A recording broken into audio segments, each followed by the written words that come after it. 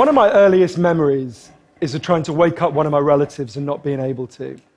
And I was just a little kid, so I didn't really understand why. But as I got older, I realized we had drug addiction in my family, including later cocaine addiction. And I've been thinking about it a lot lately, partly because it's now exactly 100 years since drugs were first banned in the United States and Britain, and we then imposed that on the rest of the world. It's a century since we made this really fateful decision to take addicts and punish them and make them suffer because we believed that would deter them, it would give them an incentive to stop. And a few years ago, I was looking at some of the addicts in my life who I love and trying to figure out if there was some way to help them. And I realized there were loads of incredibly basic questions I just didn't know the answer to. Like, what really causes addiction?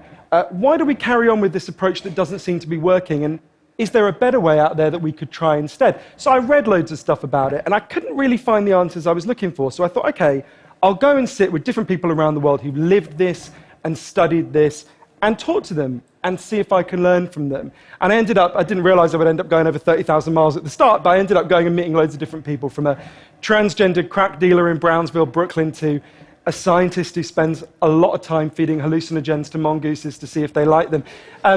It turns out they do, but only in very specific circumstances. To the only country that's ever decriminalized all drugs, from cannabis to crack, Portugal.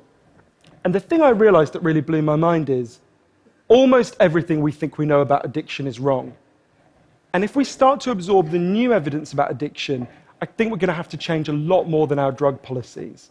But let's start with what we think we know, what I thought I know, right? Let's think about this middle row here, right? Imagine all of you, for 20 days now, went off and used heroin 3 times a day. Some of you look a little bit more enthusiastic than others at this prospect. Don't worry, it's just a thought experiment. Imagine you did that, right? What would happen? Now, we have a story about what would happen that we've been told for a century. We think because there are chemical hooks in heroin, as you took it for a while, your body would become dependent on those hooks, you'd start to physically need them, and at the end of those 20 days, you'd all be heroin addicts, right? That's what I thought. First thing that alerted me to the fact something not right with this story is when it was explained to me, if I step out of this TED Talk today and I get hit by a car and I break my hip, I'll be taken to hospital and I'll be given loads of diamorphine. Diamorphine is heroin. It's actually much better heroin than you're ever going to buy on the streets, because the stuff you buy from a drug dealer is contaminated, actually very little of it is heroin, whereas the stuff you get from the doctor is medically pure. And you'll be given it for quite a long period of time. There are loads of people in this room who may not realize that you've taken quite a lot of heroin, right? And anyone watching this anywhere in the world, this is happening. And if what we believe about addiction is right, those people are exposed to all those chemical hooks. What should happen? They should become addicts. This has been studied really carefully. It doesn't happen. You will have noticed if your grandmother had a hip replacement, she didn't come out as a junkie. And when I learned this, it just seemed so weird to me, so contrary to everything I'd been told, everything I thought I knew. I just thought it couldn't be right. Until I went and met a man called Bruce Alexander, who's a professor of psychology in Vancouver, who carried out an incredible experiment that I think really helps us to understand this issue. Professor Alexander explained to me, the idea of addiction we've all got in our heads, that story, comes partly from a series of experiments that were done earlier in the 20th century. They're really simple experiments. You can do them tonight when you go home if you feel a little bit sadistic. You get a rat and you put it in a cage, and you give it 2 water bottles. One is just water, and the other is water laced with either heroin or cocaine. If you do that, the rat will almost always prefer the drugged water and almost always kill itself quite quickly. So there you go, right? That's how we think it works. In the 70s, Professor Alexander comes along and he looks at this experiment and he noticed something. He said, we're putting the rat in an empty cage. It's got nothing to do except use these drugs. Let's try something a bit different. So Professor Alexander built a cage that he called Rat Park, which is basically heaven for rats, right? They've got loads of cheese, they've got loads of colored balls, they've got loads of tunnels. Crucially, they've got loads of friends, they can have loads of sex, and they've got both the water bottles, the normal water and the drugged water. But here's the fascinating thing. In Rat Park, they don't like the drugged water. They almost never use it. None of them ever use it compulsively. None of them ever overdose. You go from almost 100% overdose when they're isolated to 0% overdose when they have happy and connected lives. Now, when he first saw this, Professor Alexander thought, maybe this is just a thing about rats. They're quite different to us, maybe not as different as we'd like, but, But fortunately, there was a human experiment into the exact same principle happening at the exact same time. It was called the Vietnam War. In Vietnam, 20% of all American troops were using loads of heroin.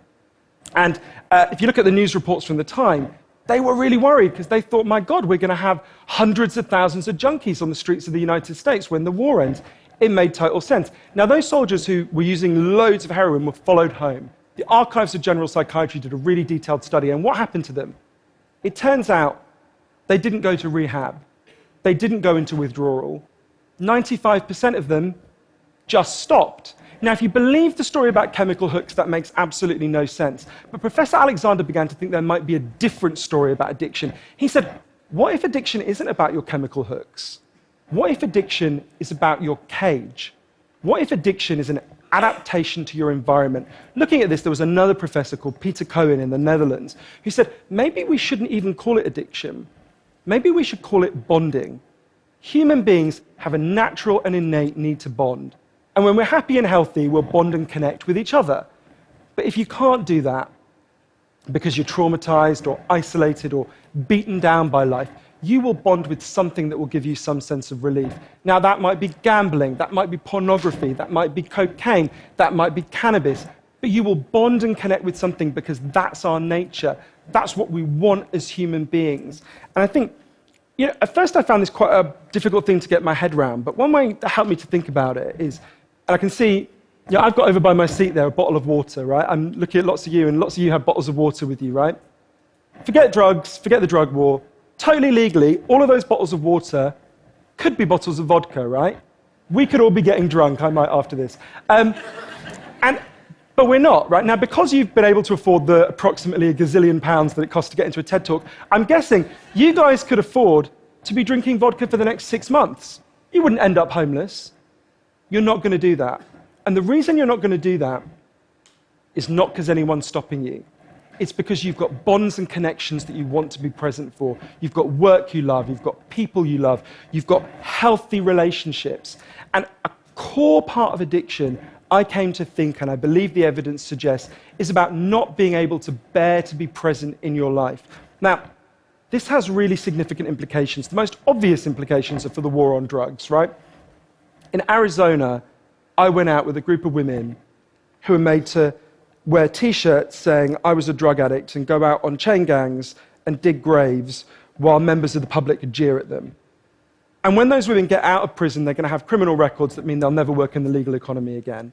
Now, that's a very extreme example, obviously, in the case of the chain gang, but actually almost everywhere in the world we treat addicts to some degree like that. We punish them, we shame them, we give them criminal records, we put barriers between them reconnecting.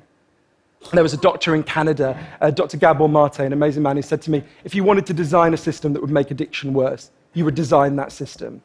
Now, there's a place that decided to do the exact opposite, and I went there to see how it worked. In the year 2000, Portugal had one of the worst drug problems in Europe. 1% of the population was addicted to heroin, which is kind of mind-blowing. And every year, they tried the American way more and more. They punished people and stigmatized them and shamed them more. And every year, the problem got worse. And one day, the Prime Minister and the leader of the opposition got together and basically said, look, we can't go on with a country where we're having ever more people becoming heroin addicts. Let's set up a panel of scientists and doctors to figure out what would genuinely solve the problem. And they set up a panel led by an amazing man called Dr. João Goulão to look at all this new evidence. And they came back and they said, decriminalize all drugs, from cannabis to crack. But, and this is the crucial next step, take all the money we used to spend on cutting addicts off, on disconnecting them, and spend it instead on reconnecting them with the society. And that's not really what we think of. What they did wasn't really what we think of as drug treatment in the United States and Britain. So they do residential rehab, they do psychological therapy that does have some value. But the biggest thing they did was the complete opposite of what we do. A massive program of job creation for addicts and microloans for addicts to set up small businesses. So say you used to be a mechanic. When you're ready, they go to a garage and they'll say, if you employ this guy for a year, we'll pay half his wages. The goal was to make sure that every addict in Portugal had something to get out of bed for in the morning. And when I went and met the addicts in Portugal, it's fascinating. What they said is, as they rediscovered purpose, they rediscovered bonds and relationships with the wider society. It'll be 15 years this year since that experiment began, and the results are in. injecting drug use is down in Portugal, according to the British Journal of Criminology, by 50%, 50%. Overdose is massively down. HIV is massively down among addicts.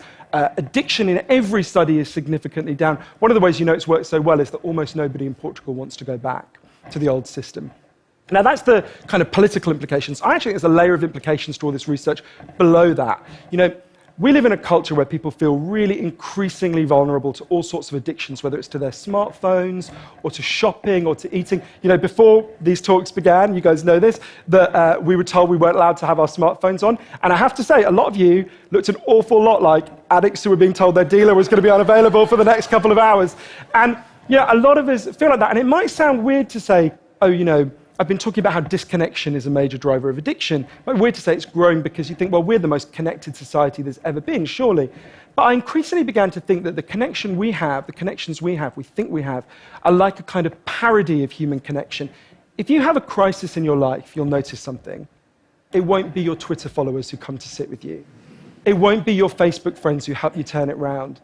It'll be your flesh and blood friends who you have deep and nuanced and textured face-to-face relationships with. And I think there's a study I learned about from Bill McKibben, the environmental writer, I think tells us a lot about this. It looked at the number of close friends the average American believes they can call on in a crisis. That number has been declining steadily since the 1950s. The amount of floor space an individual has in their home has been steadily increasing. And I think that's like a metaphor for the choice we've made as a culture, right? We've traded floor space for friends, we've traded stuff for connections, and the result is that we are one of the loneliest societies there has ever been. And yet, Bruce Alexander, the guy who did the Rat Park experiment, says, we talk all the time in addiction about individual recovery, and it's right to talk about that, but we need to talk much more about social recovery. Something's gone wrong with us, not just as individuals, but as a group, and we've created a society where, for a lot of us, life looks a whole lot more like that isolated cage and a whole lot less like Rat Park. But if I'm honest, this isn't why I went into it, right? I didn't go in to discover the political stuff, the social stuff. I wanted to know how to help the people I love. And when I came back from this long journey and I'd learned all this, I looked at the addicts in my life, and if you're really candid, it's hard loving an addict, and there's going to be lots of people who know in this room you're angry a lot of the time. And I think one of the reasons why this debate is so charged is because it runs through the heart of each of us, right? Everyone has a bit of them that looks at an addict and thinks, I wish someone would just stop you. And the kind of script we're told for how to deal with the addicts in our life is typified by, I think, by the reality show Intervention. If you guys haven't seen it, I think everything in our lives is typified by reality TV, but that's another TED Talk. If you've never seen the show Intervention, it's a pretty simple premise. You get an addict, all the people in their life, gather them together, and say, if you don't shape up, confront them with what they're doing, and they say, if you don't shape up, we're going to cut you off, right? So what they do is they take the connection to the addict and they threaten it. They make it contingent on the addict behaving the way they want. And I began to see why that approach doesn't work. And I began to think that almost that's like the importing of the logic of the drug war into our private lives. So I was thinking, well, how can I be Portuguese, right? And what I try to do now, and I can't tell you I do it consistently, and I can't tell you it's easy, is to say to the addicts in my life that I want to deepen the connection with them, to say to them, I love you whether you're using or you're not. I love you whatever state you're in, and if you need me, I'll come and sit with you, because I love you and I don't want you to be alone or to feel alone. And I think the core of that message, you're not alone, we love you, has to be at every level of how we respond to addicts, socially, politically, and individually. For 100 years now, we've been singing war songs about addicts. I think all along we should have been singing love songs to them, because the opposite of addiction is not sobriety. The opposite of addiction is connection. Thank you.